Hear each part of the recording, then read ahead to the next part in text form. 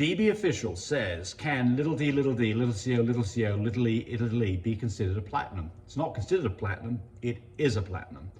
So let's talk about what this means. So there's a platinum dog is basically a dog that's both blue and cocoa and is covered in cream.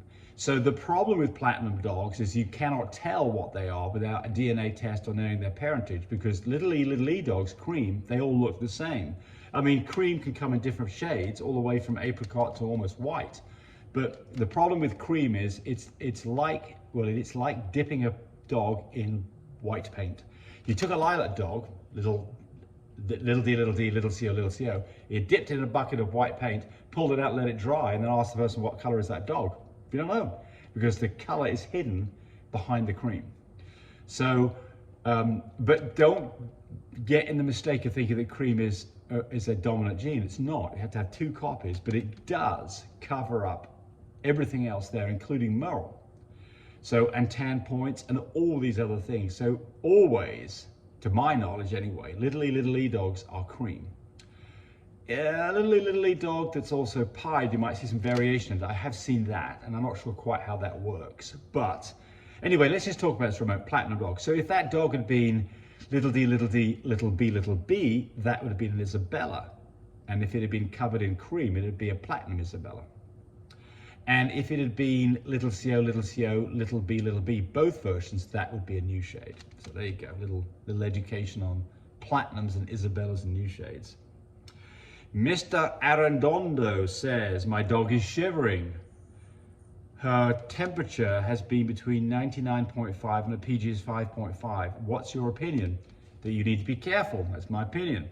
So, the problem with this is that you've only got one indication that the dog is getting close to being labor, that's a shivering. And normally you'd expect to see a temperature drop in a dog that's shivering, because that's why it's shivering, it's cold. But you're not seeing that in the temperature. So, you don't tell us the other important information. Is this dog nesting? Is this dog panting? How many days has it been since the AI? Are you close to 61 days? Is she eating food? You know, and the one thing you do tell us though is the temperature is 99.5 and a PG is 5.5. Would not be taking puppies on that dog just based off that. That's for certain. I would not be doing that. Being a schnitzel. I was thrilled recently 2 times. One of the different parents who were both NS produced 4 pups, of which 3 were pied. Party in the Yorkie world, okay. Then my other litter, Big D, Big D, Big D, and Big D, Little D, 3 who carried blue out of the 4 pups. Yes. My goal is to produce a pup who is Little D, Big B, which is an Isabella, and 2 copies of Fluffy. Read more. Okay. Well, you didn't ask a question, you made a statement, so I'm going to make a statement about that just for what it's worth. So this is the interesting thing about genetics, isn't it? Is that you know, there are times that you know what you're going to get. It's like you've looked in your Christmas present before Christmas, you know what it's there, and you have to pretend like you're surprised because you've already sneaked a look inside the package. But for the most part, and when that is analogous to, by the way, where you bred 2 what are called homozygous dogs, 2 dogs that have 2 copies of everything. If you breed a little d dog to a little d dog, you get blue dogs every time.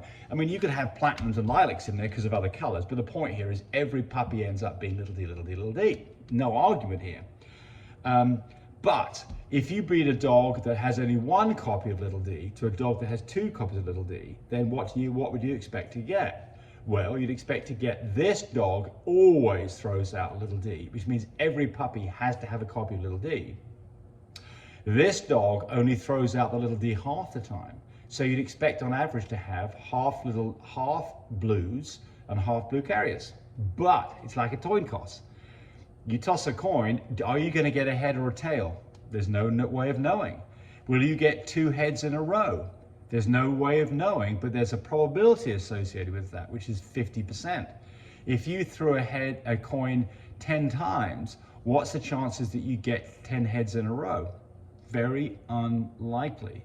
It's 2 to the power of 10, which is a number that I had to go do my math on it, but it's 2, 4, 2, 4, 8, 60, 32, 64, 128, 256, 130.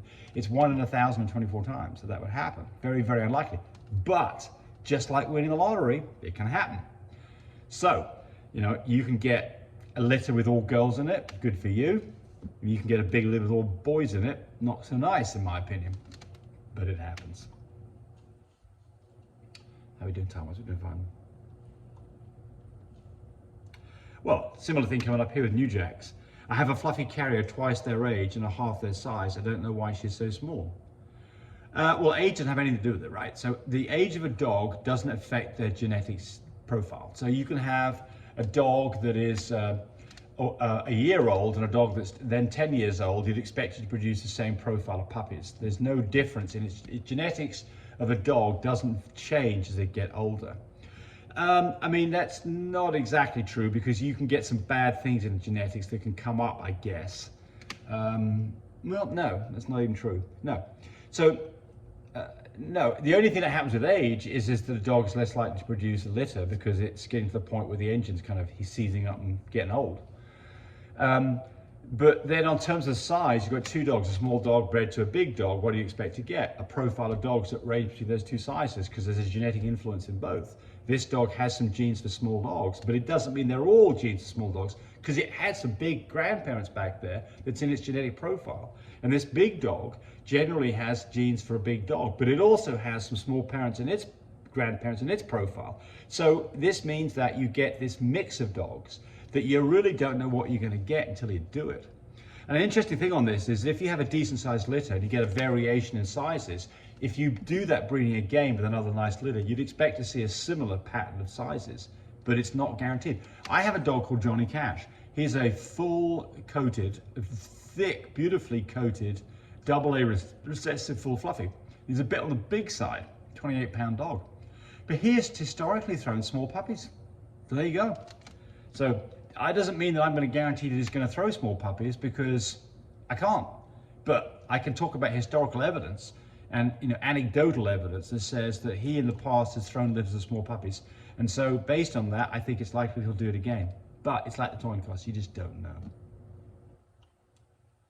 Someone's asking about puppies, how much we selling them for. If you go to our website, www.lovemypups.com, there are prices there and which puppies are available.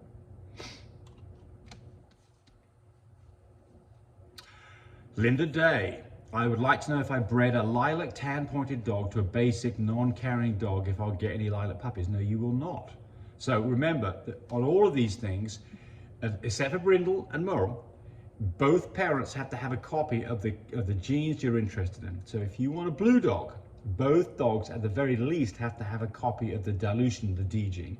If you want to produce a lilac dog, that is a combination of a blue dog and a chocolate together. Both parents have to at the very least carry a copy of blue, that's D, and a copy of cocoa or untestable chocolate, which is CO.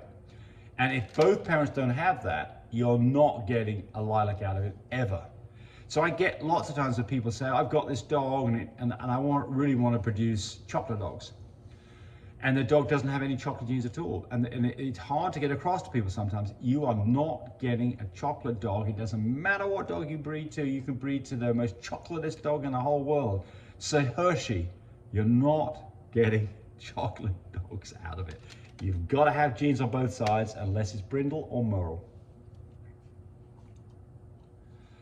And we're still going. I bred my dog at 12.98 and then again 2 days later. Was it too early?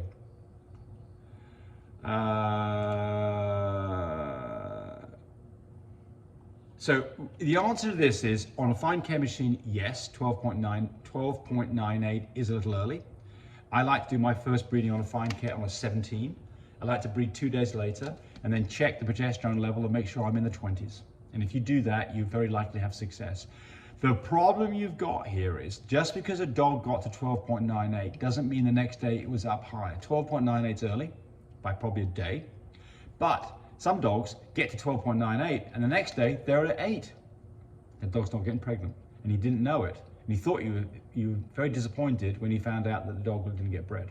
So a number of other things about this is it's also about the quality of the semen. You should be checking semen under a microscope if you can to make sure it looks viable, especially if it's shipped, because it can get destroyed in shipping. So, you know, the things that get a dog pregnant are timing, which is what you're asking about there, which is paramount to the whole thing, but also that you've got semen that is alive and well, and that you're getting it done correctly. You've got to get the semen into the dog and to stay there. So technique is also part of that process. And I think we've got time just to finish this up. Let's have a look here.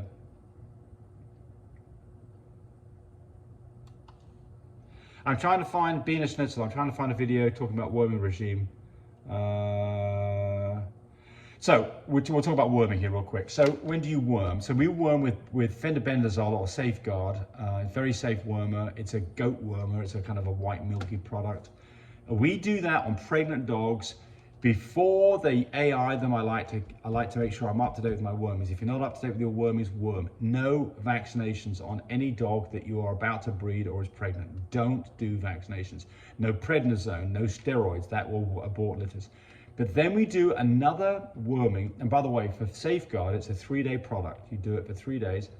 It's 1 cc per 5 pounds or 1 mil per 5 pounds of body weight. Do that for 3 days at day 10. So day 10, day 9, and day 8 before whelp. So basically you finish the 3-day worming a week before whelp.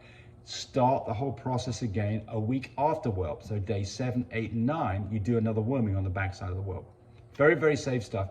And it just wipes out any eggs. And you've got to remember that dogs have worms. Even when you think they're worm-free, they've still got worms. They've still got that parasite inside them, and they're still capable of passing on to puppies. So it's a good idea to knock that out. So I didn't used to do that, but these days I do that. I do a pre-worming and a post-worming on whelp.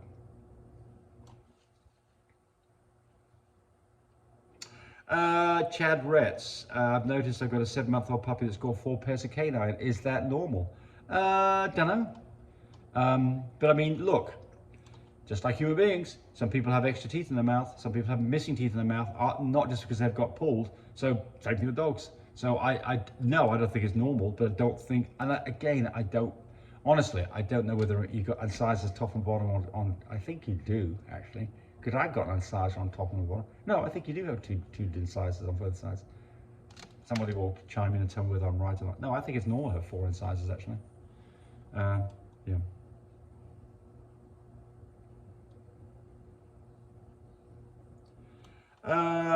El Limon says, I've got a female who is Biggie Little E, cream carrier, Little D blue, KL, which I'm not sure what you mean by that, but I assume you mean she's got a copy of Brindle, AYA, Big CO, Little CO, and there's a Merle. What would you mate her with?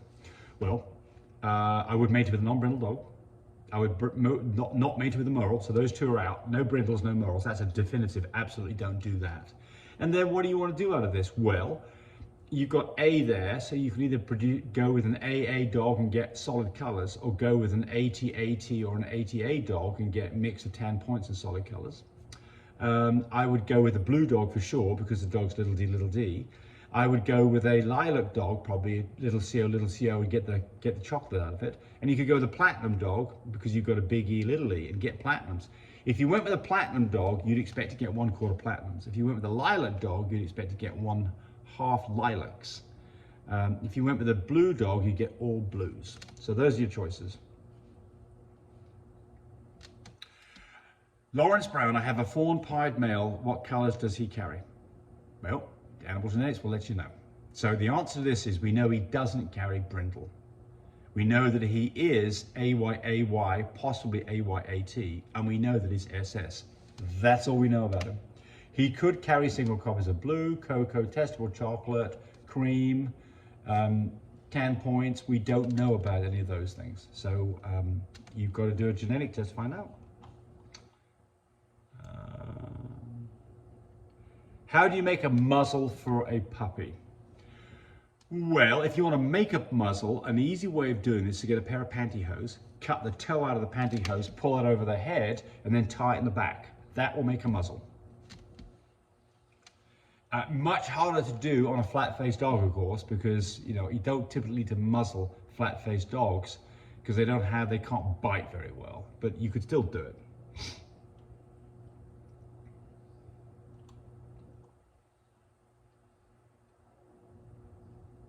Okay, that's it. Thanks for watching. Bye, buddy. Hey, thanks for watching the video. I really appreciate people who subscribe to me. It helps me, encourage me to do more of these videos. But do remember, disclaimer here, I am not a vet. I'm not a licensed medical professional. I'm purely a person who's been breeding dogs for the last couple of decades. Any information that you got from this video, use at your own risk. There's nothing implied here, and certainly this should not be used as a substitute for advice from your veterinarian or your medical professional. I hope you enjoyed the video. Come back for more of them. Bye.